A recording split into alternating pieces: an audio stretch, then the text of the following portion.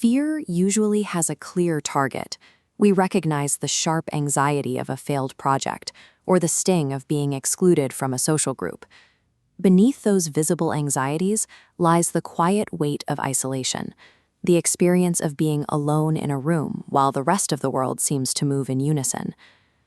But the deepest conflict is often the most hidden. It is the persistent, agonizing fear of being a burden to the people around you. Unlike other fears that trigger a fight or flight response, this one forces you into a state of emotional suppression. You don't run, you simply stop communicating. This suppression is most visible in a single physical moment. You're struggling with a personal crisis, and your instinct is to reach out to a friend for support. You type the message, but then you hit a 3-second window of hesitation. Your thumb hovers over the send button, unable to make contact with the screen. In those 3 seconds, you minimize your own distress. You tell yourself the problem isn't that serious, or that you'll eventually figure it out on your own. Why does the act of seeking support feel like a massive, unforgivable imposition? To understand that hesitation, we have to look at the cognitive processes occurring while that finger is hovering over the phone. We can visualize this through a psychological framework called conditional self-worth. Conditional self-worth is the subconscious belief that your value as a person is tied to how easy you are to deal with, or how much utility you provide to others. This framework turns a relationship into a transactional ledger. In this mindset, asking for help is viewed as a massive withdrawal from an emotional bank account, a debt you aren't sure you can pay back.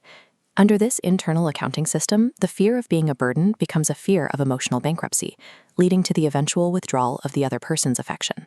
This calculation is further distorted by a cognitive bias called the illusion of transparency.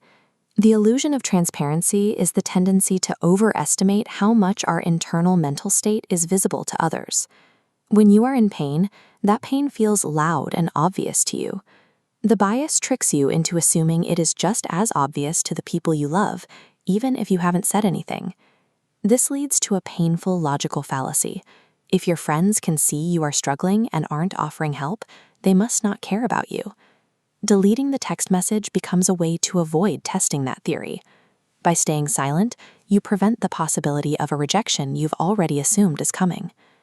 These internal biases are reinforced by a cultural idolization of hyper-independence.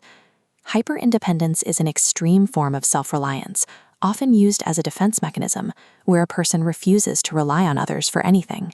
When society celebrates the person who never needs anyone, it pathologizes the healthy, biological need for human interdependence, framing it as a character flaw. That deleted text message isn't a sign of strength. It is a learned response to a culture that confuses isolation with resilience. Consider the perspective of the person on the other end of that unsent message. The biological reality of being asked for help is the opposite of what the burden mindset suggests. Reaching out activates the mesolimbic reward pathway, a brain system releasing dopamine during helpful behaviors. This triggers the Benjamin Franklin effect, a phenomenon where performing a favor increases your liking for someone. Assisting creates a dopamine boost, reinforcing the helper's connection. The hesitation to reach out is built on the belief that asking for help drains a relationship, yet the neurological data shows that the act of needing someone actually strengthens the bond. Staying silent doesn't protect your friends from a burden. It denies them the chance to engage in the very behaviors that build closeness. It creates the very isolation you are afraid of. Needing other people is a functional requirement for any relationship. Without exchanging support, there is no way to truly know one another. Look again at that phone in your hand. The message is typed, and the 3 seconds of doubt are passing. If the person on the other end is wired to find joy in helping you, then the choice to press send is simply a matter of trusting the science over your own hesitation. It is the decision to let someone else help carry the weight.